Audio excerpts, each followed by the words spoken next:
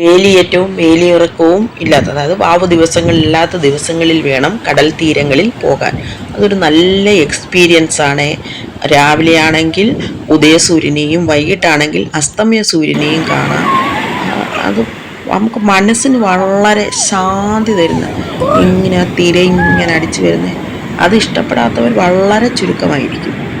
ഒരുപാട് കടൽ തീരങ്ങളിൽ പോയിട്ടുണ്ടെങ്കിലും ഇഷ്ടപ്പെട്ട ഒരു കടൽ തീരമാണ് ഈ ശംഖുമുഖം ബീച്ച്. ഒരു 2-3 മാസമേ ആയുള്ളൂ പോയിട്ട്. ഒരുപാട് ചരിത്ര പ്രാധാന്യമുള്ള ഒരു ബീച്ചാണ് ഇത്. ആറാട്ടുകടവ് ആണ്, പിന്നെയാണെങ്കിൽ പിക്നിക് സ്പോട്ടാണ്, ചിൽഡ്രൻസ് പാർക്കുണ്ട്, അങ്ങനെ ഒരുപാട് കാര്യങ്ങളുണ്ട് പറയാം. ഇത് കണ്ടില്ലേ, ഈ പ്രാവിനെയാണ് വളരെ ഇഷ്ടപ്പെട്ടത്.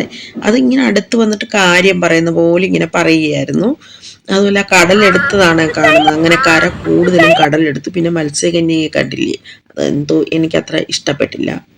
നമ്മുടെ മനസ്സിലൊരു രൂപമില്ലേ മത്സ്യകന്യകയെ കുറിച്ച്, നല്ല രാജകുമാരിയെ പോലെ വസ്ത്രങ്ങളൊക്കെ ധരിച്ച്. അതിന് നമ്മളൊരു റെസ്പെക്റ്റ് കൊടുക്കണം. കല എന്ന് പറയുമ്പോൾ അത് കലയായിരിക്കണം. മത്സ്യകന്യക എന്ന സങ്കല്പത്തിന് ഒരു സൃഷ്ടാവുണ്ട്, അത് നമ്മൾ ഓർക്കണം. ഇത് ആറാട്ട് മണ്ഡപമാണ്, വളരെ നല്ല രസമാണ് കാണാൻ. ഇപ്പോഴും അതേ പ്രൗഢിയോടെ തന്നെ നിൽപ്പുണ്ട്.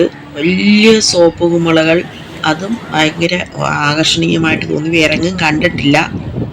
എത്രയോ ചരിത്ര സംഭവങ്ങൾക്ക് സാക്ഷിയായ കടല് അന്നും ഇന്നും ഒരുപോലെ തന്നെ. ഇതിനോടനുബന്ധിച്ചുള്ള ചിൽഡ്രൻസ് പാർക്കും, ചാച്ചാ നെഹ്റു ട്രാഫിക് ട്രെയിനിങ് പാർക്കും, അമ്യൂസ്മെന്റ് പാർക്കും, മുത്തുച്ചിപ്പി പാർക്കും, ആർട്ട് മ്യൂസിയവും എല്ലാം നല്ലതാണ്. ഒരുപാടുണ്ട് കാണാൻ. ഇതൊരു അനന്തപുരം നഗരത്തിനോട് ഏറ്റവും അടുത്ത് കിടക്കുന്ന ബീച്ചല്ലേ, അതുകൊണ്ട് തന്നെ വൈകുന്നേരങ്ങളിൽ ഇവിടെ വന്നിരിക്കുന്നത് വളരെ ഒരു മനസ്സിന് ശാന്തി തരുന്ന അനുഭവം തന്നെയാണ്, യാതൊരു സംശയവുമില്ല. ഒരുപാട് കച്ചവടക്കാരുണ്ട്, നല്ല കുറഞ്ഞ വിലയ്ക്ക് തന്നെയാണ് വിൽക്കുന്നത്. ഒരുപാട് വിലയൊന്നും എടുക്കുന്നില്ല അവര്.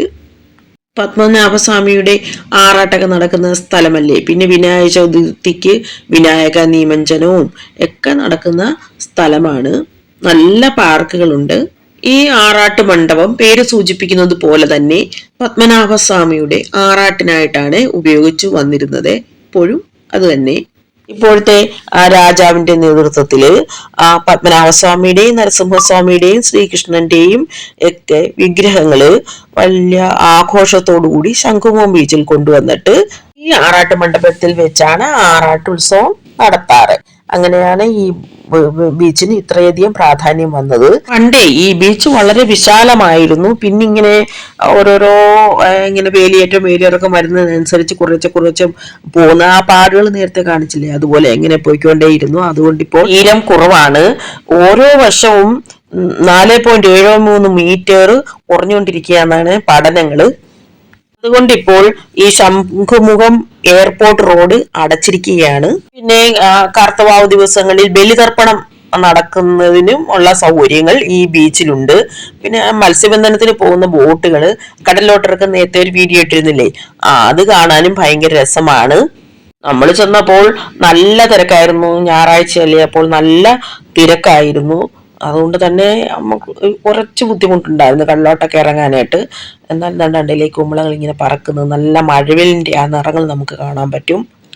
ഇവിടെയുള്ള Jawaharlal Nehru park of traffic science for children, അതിനകത്ത് എന്താണെന്ന് വെച്ചാല് കുട്ടികളെ ഈ ട്രാഫിക് റൂൾസ് ഒക്കെ എങ്ങനെയാണെന്ന് മനസ്സിലാക്കിപ്പിക്കാനും, അതുപോലെ തന്നെ അവർക്ക് സൈക്ലിങ്ങിനും ഒക്കെയുള്ള സൗകര്യമുണ്ട്. അതിനൊക്കെയുള്ള ട്രാക്കൊക്കെ അവിടെ കണ്ടു. അതിനൊക്കെയുള്ള സൗകര്യങ്ങളുണ്ട്.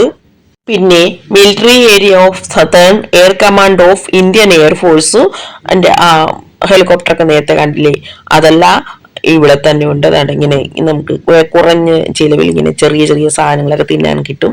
ആകാശത്തിലോട്ടൊന്ന് സൂക്ഷിച്ച് നോക്കിയാൽ പല രൂപങ്ങൾ കാണാൻ പറ്റും. ആദ്യത്തെയോ നോക്കിയാൽ മതി, നല്ല നല്ല രൂപങ്ങൾ കാണാൻ പറ്റും. വളരെ മനോഹരമായ ബീച്ചാണേ.